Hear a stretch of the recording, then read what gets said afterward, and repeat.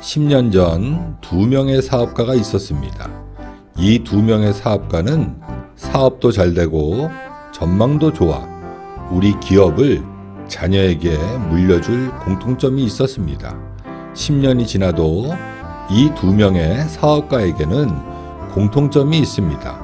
행복한 노년을 보내고 회사는 자녀 법인을 설립한 후 합병을 통해 가업 승계를 마무리하였습니다. 그런데 다른 점 하나가 있습니다. 한 명은 가업 승계 과정에서 생각지도 못한 세금 30억을 납부했습니다. 이로 인해 개인이 가지고 있는 부동산을 팔아 세금을 납부했습니다. 무엇이 이런 차이를 만들었을까요? 그 차이는 세금에 대한 지식의 차이가 아닙니다. 그 차이는 가업승계 전략의 차이도 아닙니다. 그 차이는 물려받은 자녀의 역량 차이도 아닙니다. 그 차이는 세무적인 절세 행위의 특별한 솔루션, 그리고 실행 능력, 그리고 제일 중요한 과세관청과의 대응 능력 차이입니다. 가업승계 절세에 관심이 있는 대표님에게 전문가의 가업승계, 가업승계 전문 세무법인 신유를 소개하는 이유입니다. 가업승계 절세 전략을 실행할 수 있는 지식을 구독자에게 제공하고 실행하는 것이 전문가의 가업승계 사명입니다. 아시는 바와 같이 전문가의 가업승계는 20여 명의 가업승계 전문 세무사, 감정평가사, 변리사, 사내근로복지기금 전문가, 기업인증 전문가, 정책자금 전문가들을 보유하고 있습니다. 전문가의 가업승계를 구독하시고 카카오 오픈 채팅방에 입장하시면 법인에 필요한 여러 정보를 정기적으로 만나보실 수 있습니다. 서로 다른 2명의 사업가가 같은 시기에 자녀 법인을 설립해 가업승계를 마무리했습니다.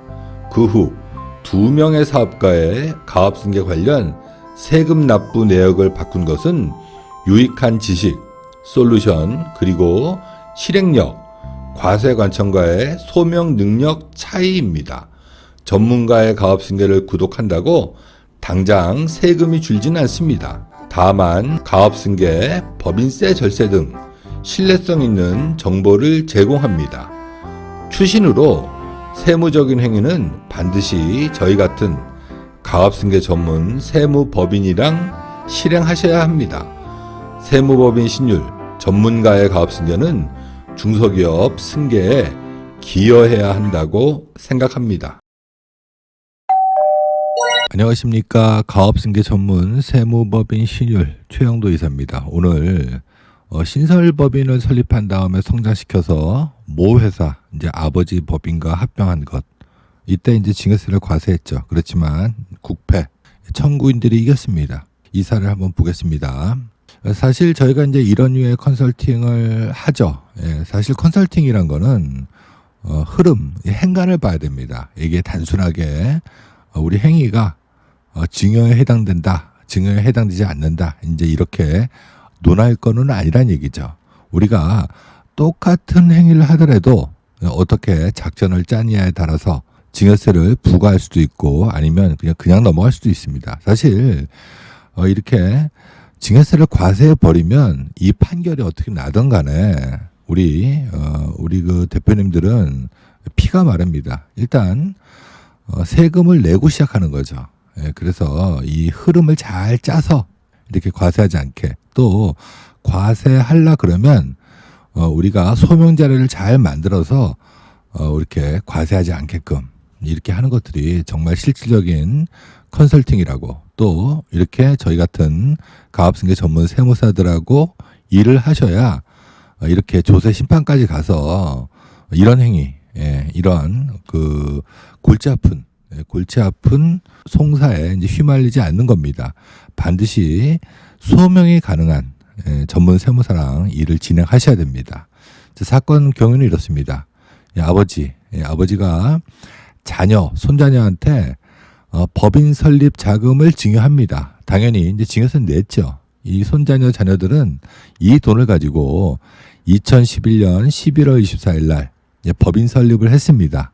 자, 그런 다음에 아버지 법인, 아버지가 지배하고 있는 이제 모법인에서 일부 거래처를 이전하고 또 돈이 되는 기술과 인력을 이렇게 이제 자녀 법인한테 이전합니다. 그리고 자녀 법인은 여기에 더해서 이제 독자적인 거래처 발굴을 하고 또 연구개발 활동을 했습니다. 자, 이렇게 했고, 자, 이런 상태에서 이제 5년이 지난 다음에 2016년 9월 7일 날 모 법인과 자녀 법인을 합병했습니다. 자, 이렇게 되면 당연히 우리 자녀 법인은 기업 가치가 올라갑니다. 다시 얘기해서 세금을 줄일 수 있다는 거죠. 최초의 아버지 회사의 주식 가치를 평가했더니 50만 원. 자녀 법인은 최초에는 5천 원이죠. 그렇지만 5년 후에는 아버지 법인의 주식 가치는 30만 원, 자녀 법인은 한 20만 원. 자, 이렇게 되는 거죠. 그 다음에 이제 합병을 해버리는 겁니다. 자, 이렇게 했더니 이제 과세관청에서 이제 과세 판단을 하는 거죠.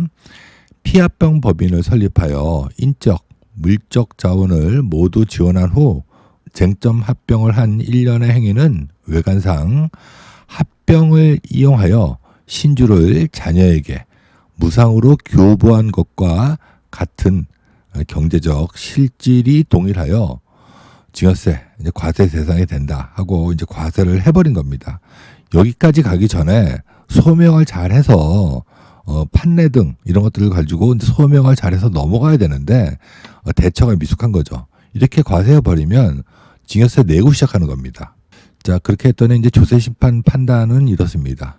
다행히도 피합병 법인의 자체적인 노력, 외부적인 요인 등에 따라서 기업 가치가 증대된 부분이 상당하여 그 설립부터 합병까지를 하나의 증여 행위로 보기 어렵고 청구인의 주식 취득을 통해 경제적 이익을 얻었다는 사실만으로 증여에 해당한다고 쉽게 단정하기 어렵다. 이렇게 해서 그냥 넘어간 사례죠. 자, 두 번째 보면은 이제 피합병 법인의 자체적인 이제 기술 개발, 영업 등과 같은 노력이 기업 가치의 증대에 기여한 부분이 상당하다고 할 것이어서 다른 특수관계 회사로부터 자, 요거는 2019년도 1월 13일 날 이때 증여세를 부과한 사례가 있습니다.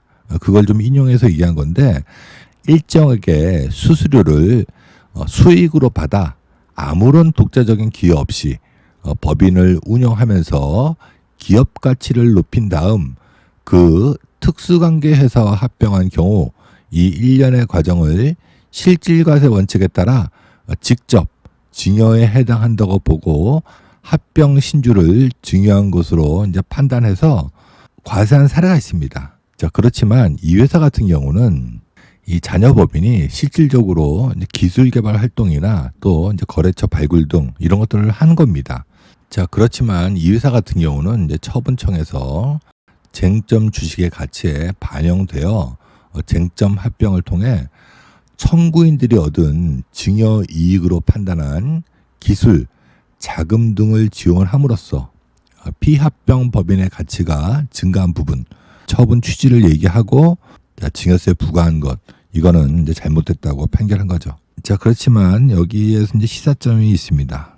대법원 판례 19년도 1월 13일 날 선고한 거, 이 판결을 보면 다른 특수관계 회사로부터 일정하게 수수료를 수익으로 받아 아무런 독자적인 기여 없이 법인을 운영하면서 기업 가치를 높인 다음 그 특수관계 회사와 합병한 경우 이 1년의 과정을 실질과세 원칙에 따라서 직접 증여에 해당한다고 보고 합병 주식을 증여한 것으로 판단하고 과세한 사례가 있죠. 자, 이렇게 거의 비슷한 사례라 하더라도 어떤 경우는 과세하고 어떤 경우는 과세를 안 합니다. 더군다나 우리가 이게 이제 대법원까지 가서 이겨도 사실 이게 이제 얻는 게 없습니다. 자, 그렇지만 우리가 이제 이런 판결문을 보면은 우리가 이제 이런 행위를 할 때는 반드시 가압승계 전문, 저희 같은 전문 세무사랑 하셔야 됩니다. 이렇게 이제 송사에 휘말리면은 득보다 이제 실이 많은 거죠. 최근 들어 저희도 많이 하지만 자녀가 주주인 법인을 설립한 다음에 일감 떼어주기, 또 이제 중간다리 거치기, 통행세 얘기하는 거죠. 그리고 또 법인 주주의 차등 배당, 일감 몰아주기. 자, 이런 것들은 실질과세, 포괄증여의 이슈, 시비거리가 될 수 있습니다. 시비거리가 되면 이거를 잘 소명하고 그리고 이제 넘어갈 수 있게끔 잘 소명을 해야 되겠죠. 자, 그리고 특히 우리 중소기업 간 일감 몰아주기는 아직 과세 대상이 아닙니다. 그렇지만 일감 몰아주기로 성장한 자녀 회사는 증여의 문제가 발생할 수 있습니다. 반드시 이런 세무적인 행위는 가업승계 전문 이제 세무사랑 진행하셔야 됩니다. 자, 오늘은 여기까지 하겠습니다. 구독과 좋아요, 알림 설정해 주시면 영상을 만드는 저한테는 큰 힘이 됩니다. 감사합니다.